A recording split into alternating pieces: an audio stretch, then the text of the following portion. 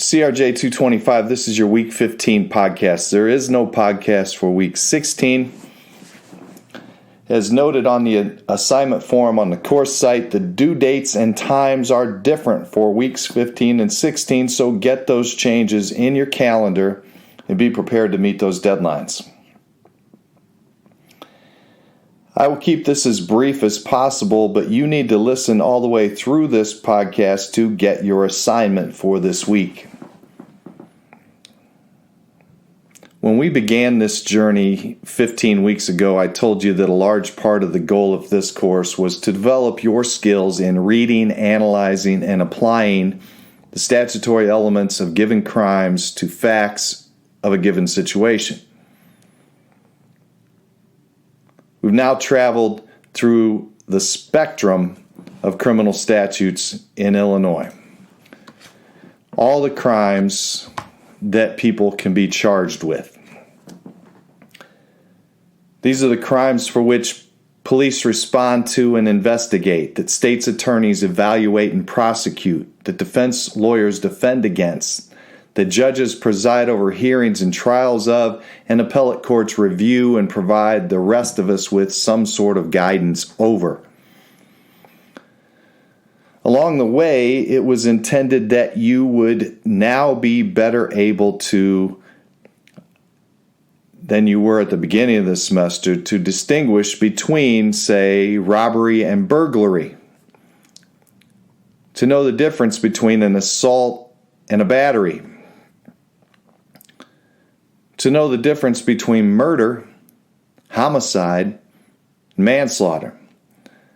Ideally, you leave this course with a much better understanding of the general elements of all the crimes we have explored and studied this semester.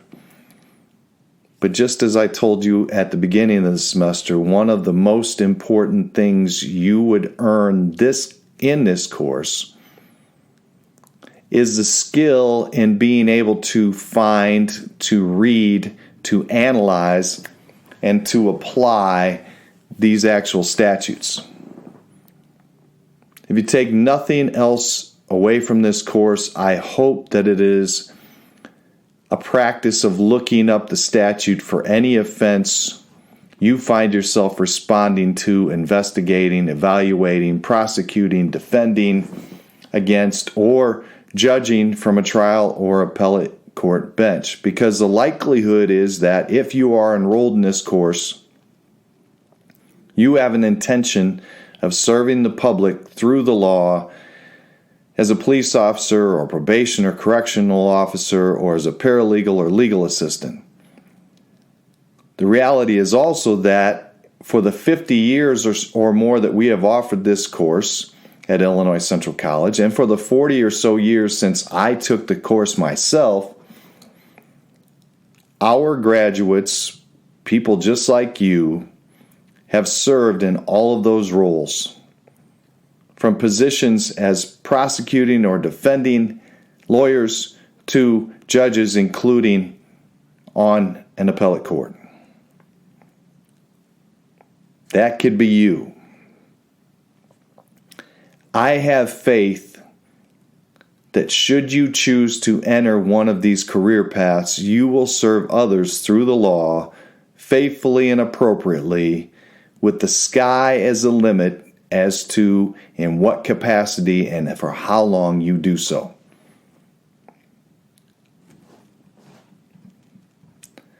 Now, I appreciate every opportunity to help you get on and to continue through that path. I appreciate your efforts this semester. Your efforts to stay diligent, to stay connected to the course, to read the material, to try to understand, to discuss, to share, and to participate in all we've traveled through and covered this semester. If you need my help in sorting out your career path, for advice on other courses or transfer opportunities, or for help with interviewing or as a reference, don't hesitate to contact me. It's why I'm here. It's why I chose to leave my past careers to come here. It's what we have done for our students in these programs in Illinois Central College since 1967. And it's what I'm here to do for you. So do not hesitate to contact me and to stay in touch, both while you're here as a student, after you graduate, and well into your career. So let's talk about your Week 15 assignment. I want you to reflect on all you learned in this course this semester. I want you to think about where you thought you were headed in your career path at the beginning of the semester and where you believe you want to go now, 15 weeks, more than 3 months, and a whole lot of knowledge and skill earned later. Tell us about where you were and where you now believe you are headed, job-wise, transfer-wise. Has it changed? Has it been made more clear? Are you even more definite than what you thought you were at the beginning of the semester? That's the first thing you need to do. Next, tell us how the knowledge of criminal law you work to earn this semester will help you in that career path. And remember that given criminal law transcends every aspect of life, even one of the paralegal students intending to be a paralegal or legal assistant, or maybe even a lawyer, working in a purely civil law practice, you will encounter a client who needs, at a minimum, a referral of a criminal law case to a criminal lawyer, or help just deciphering and figuring out what they or a loved one or friend is facing. I want you to really take some time to reflect, to think about where you were and where you are now, and where you hope to go in the coming years. And I want you to share those thoughts with the rest of us by the deadline noted on the assignment form on the course site. After you do that, I want you to read and comment on the post of other students by the date and time noted on the assignment form on the course site. I want you to be sincere in your reflection, your own post and the post of other students. Because you know what? It is very likely you will see, deal with one another, or maybe even work together in your careers. I teach the criminal justice and paralegal internships every semester. It's more common than not that the interns report experiences that include references to our former graduates in these situations. Now, it always gives me great pride to see those names pop up in reports. And it'll be the same when I see your name come up in similar situations as graduates of our program.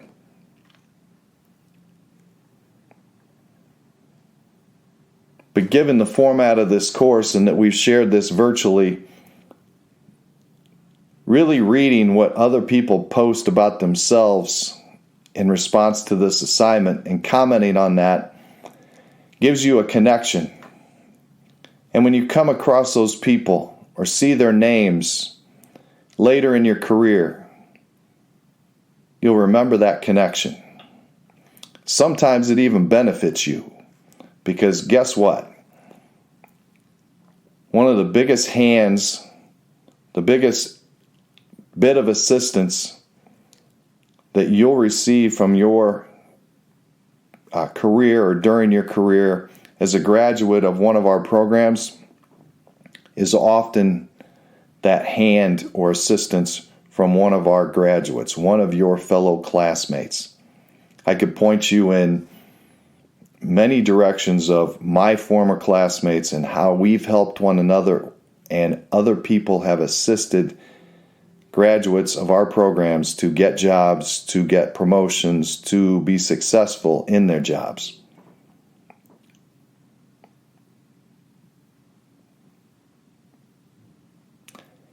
Finally, being the last podcast of this course, I hope you enjoyed the course. I'll ask you to email me any feedback, good or constructive, and don't forget to look for the final assignment.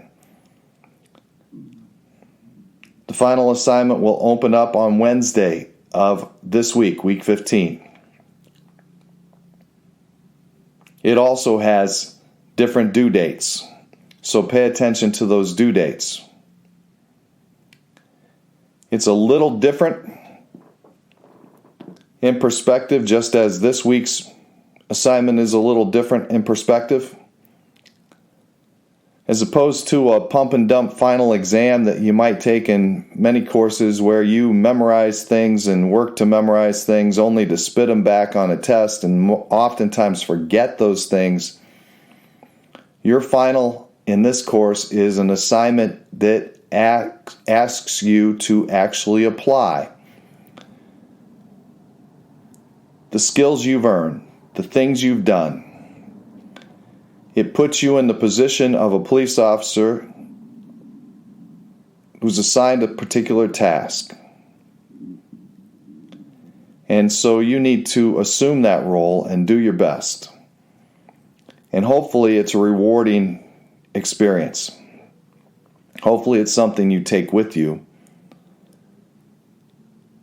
And the intent is that you do take it with you as you finish out what I've always considered one of the best courses I ever took in all of my education.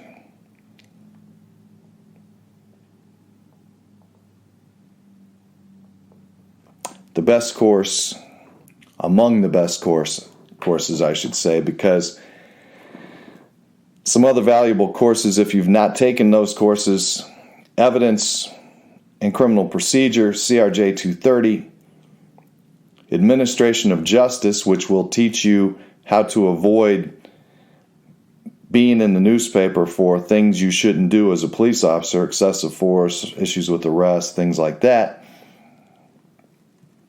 And then, of course, our internships. Paralegal students will take the internship as a required course.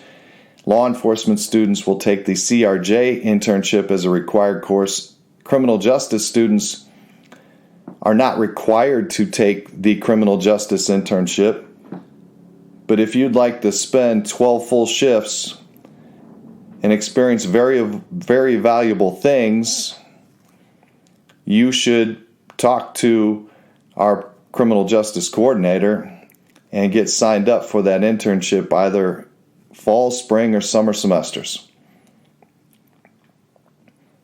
Among the experiences that some of our recent interns had were all aspects of probation and the juvenile detention center, going to an autopsy, going out to deliver search warrants at 3 a.m., seeing all sorts of calls that span the spectrum of everything we studied in this course, and seeing it from the front seat or closer as those events unfolded. Those are all things you get out of the CRJ internship. So for you CRJ transfer students, even though that course is not a transfer course, it is available to you, and it's, in my estimation, well worth your tuition. At the end of that course, you will know that this is a career path for you.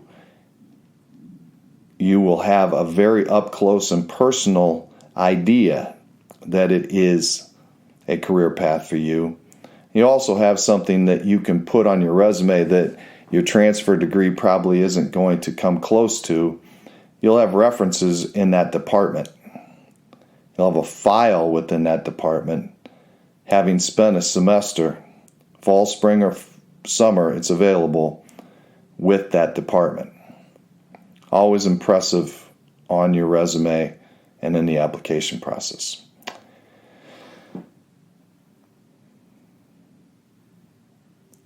Thanks again. If you need me, you know where to find me.